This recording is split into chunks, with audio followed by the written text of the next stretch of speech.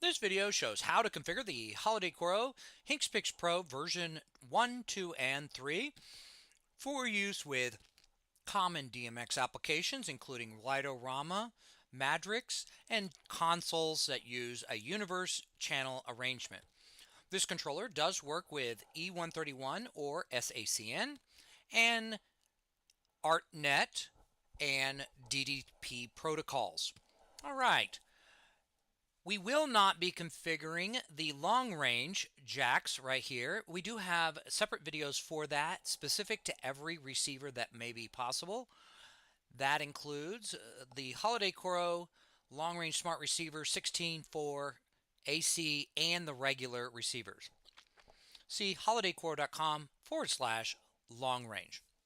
All right. Now, we're going to go ahead and go over to our configuration page. Here is our web interface of our controller. This is required to access and configure the controller. See our other videos for how to access this web interface using your computer or network. The first step is we're going to look at what we have physically configured. You can see that we do have that long range 1 through 16 and we have our 33 through 48 ports. Now for SPI outputs, and an assembled Holiday Coro controller, this is fairly easy because the controller will come to you with the numbers printed right on the cables. So let's go ahead and take a look at that. So if we look at this controller, we can see that the cables say long range smart 12 volts, output 35, 40, 34, and so on. All right, in our particular setup, we are going to be testing output 37 with some seed pixels here, and output 48 with some pixel nodes like this. All right, the controller is up and running. It is in E131 mode currently. That means that we're sending data from an external application. This controller cannot be used in this mode for standalone with applications other than X-Lights. All right, now let's go to our web interface. This just has our status. You can see our other videos on how all these different options work. We're going to focus on the Design tab. First, it's important to understand that the Design tab simply is a builder. It constructs the configuration that you will load into the controller. This is good because this allows multiple profiles to be created. For example, if you're doing a Halloween display and a Christmas display, you can load a totally different configuration for each by simply going in and opening up the configuration and loading it. Now, to do a configuration, you do need an SD card configured and plugged into this controller. Now, in our particular case, we have one here. You can see it plugged in. It's important to understand that when you do put an SD card in, you have to push it in and then push it to pull it out. You should never pull it in this particular configuration. Also, you'll note that it says 32 gigs or less. You must have a compatible card. You can see if that's true by coming to the Debug tab. Here you'll see that the SD card is mounted by the number 1. And if this number is anything other than 0, that means that there's problems with your SD card, either the format or the size. All right, back to the Design tab. Now, we can load previously loaded designs. So here you can see that I can select design and open it, and that will pull up our entire configuration. All right, so let's go ahead and refresh, and we have no configuration here. Now, you may think that this should show what kind of board you have because they appear up here, and that's not true because this configuration can also be used to build configurations for other controllers. So, it doesn't have to necessarily match what your real controller is at this moment. Again, we are not going to configure long range. See our other videos for that. Now, we have a port 33 through 48 with SPI. So we're going to come down here and we're going to just say SPI. You can set limited intensity across the entire board by simply selecting that. And that means that, let's say, for example, if we select 50% intensity, what will happen is when 255 is sent in DMX, we will actually get 128 of actual output. And that allows you to run more pixels per output. And that's not an uncommon thing. All right. Now, we also need to come up here to the SPI and check that off. Now, when you check that off, you'll notice that this makes this board appear down here. And this is our physical port. Now, this won't necessarily match what you have 1 through 16. You may again have 33 through 48, which is what we have here. All right. Now, first step is we have to create the objects that we're going to sequence or put in. These could be fixtures in your system, elements, props, that kind of thing. I'm going to go ahead and just click this Add More Strings so we can get a couple more. Now, in our particular case, we're going to be configuring outputs 33 through 48. If you had a large tree or something, you might have 16 outputs, for example. Here we're going to put in the name, and this is purely for human readable purposes. This helps you remember what you have connected. And we'll just call this test output 37. And we'll also put in test output 48. Now, we don't put anything, and it doesn't allow you to put anything in total channel count, and that will fill out by itself. What you have across this side is the universe amounts. Now, because the controllers differ by version 1, 2, and 3, version 2 and 1 have reduced output pixel counts, 680 pixels per port. But on a version 3, we can have 1024 per port. All right, so they are entered in this universe channel arrangement. Now, what you'll want to do is determine where your particular universe and channel need to be. Take that into the context of overall other controllers, especially if you're using, for example, Lightorama. You may want to set one grouping of controllers as a number starting with 100 universe, like 101, 102, 103. Then the second controller, 201, 202, 203. There are many different naming strategies that you could use to do that. And those are purely just for ease of understanding. Now, the controller does not care what universe you use, as long as it exists within the 65,000 universes possible. And you can put any number you want here. But we'll go ahead and just use, for example, 137. So let's say that that's controller number 1, and then we just make it 37 for the output number. Now, we need to put in how many channels. Now, if you have rollover channels beyond a number of pixels of 170, you will use these secondary sections here. So let's just pretend that our string is 200 pixels. Well, a universe contains 512 channels, which divisible by 3 is not an even number. So we need to have a nice even number. That number is 170 with no remainder. So 170 times 3 is 510. The controller will always assume that you have 510 channels, and if you use any more than that, it will completely ignore channels 511 and 512 in the universe, then roll over. Now, normally we're going to roll over into the subsequent universe. You could do them non-sequentially. That would probably be confusing. So in our particular case, we're going to use 510 channels. That's 170 pixels for the first one.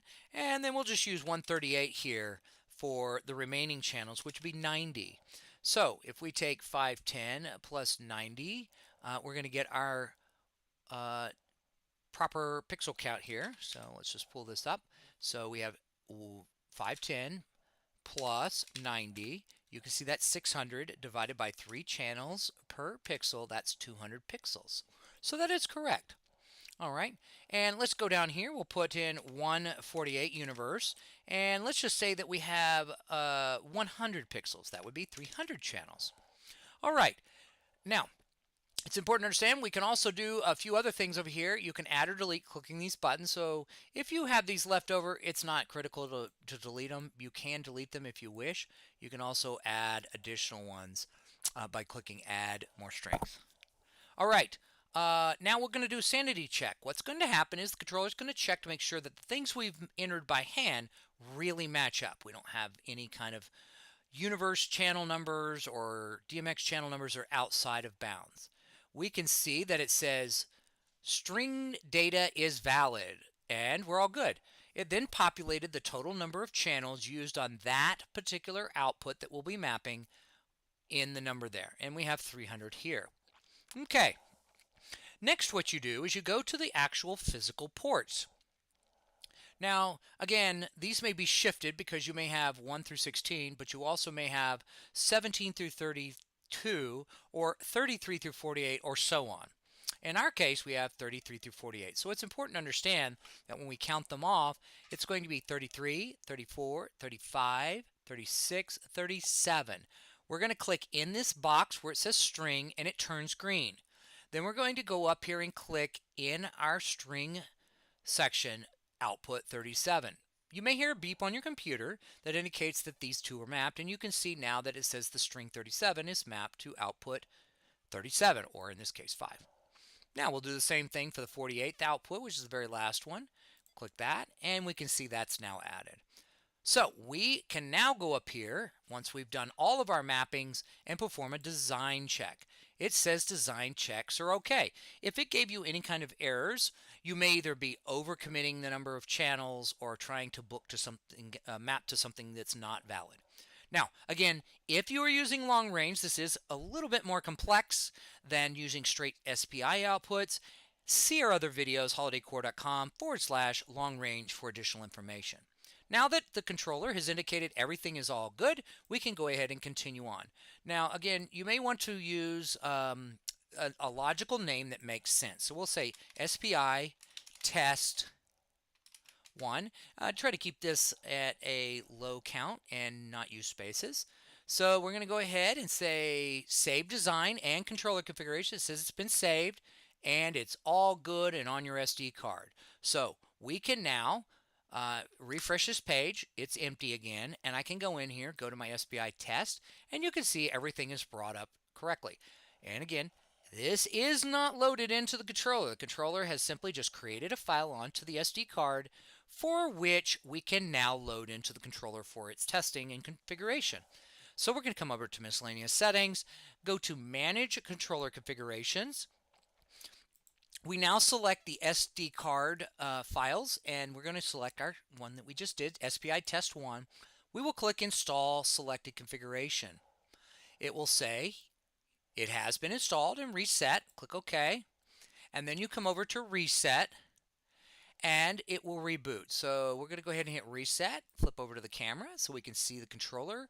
It is in fact rebooting to implement this configuration, and you saw it say 32 total outputs, which it does have, and then it'll give us our actual universe count once it is fully booted.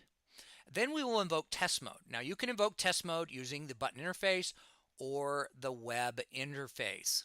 You can see that we have 3 universes, which again, our first output 37 is what's configured as 2 universes along with our output 48, which was 1 universe. So this looks correct. We're also in E131 mode, so that means that we're going to receive data on E131. Now, if your controller is going to be receiving data on another protocol, you can go up here to the E131 ArtNet tab, and you can access that. Now, if you do get this, that means the controller's web interface is not yet restarted. Go ahead and give it a few moments and it will come back. Now the controller's back up. If you are using one of the other protocols such as ArtNet or DDP, you would come over to this and select the appropriate protocol that you wish to receive your data on. Additionally, if you're using multicast such as from a particular console or application that only supports multicast, you can do that. We generally recommend using unicast. That reduces network communication. It also makes it easier to be sure of where your data is going to. Some switches and other types of devices do not pass multicast. You also have an option over here to change the output speed of your pixels if that applies to you. All right, so at this point we have rebooted. We have 3 universes. We can see them right here.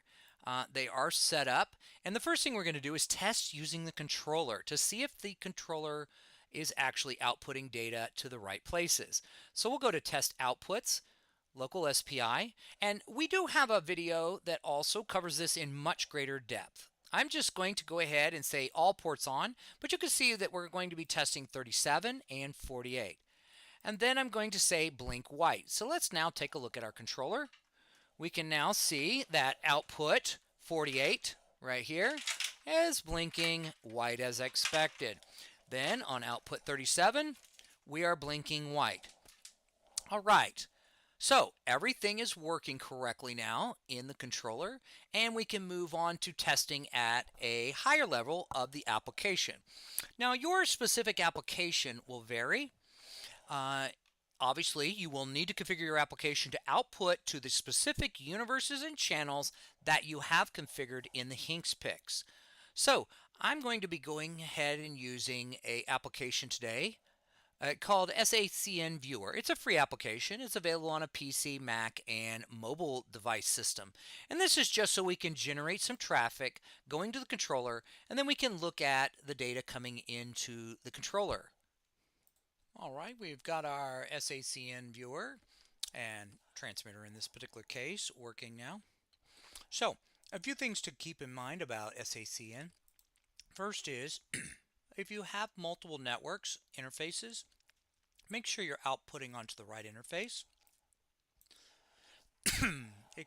Also make sure that you are using the right universe, right, like this.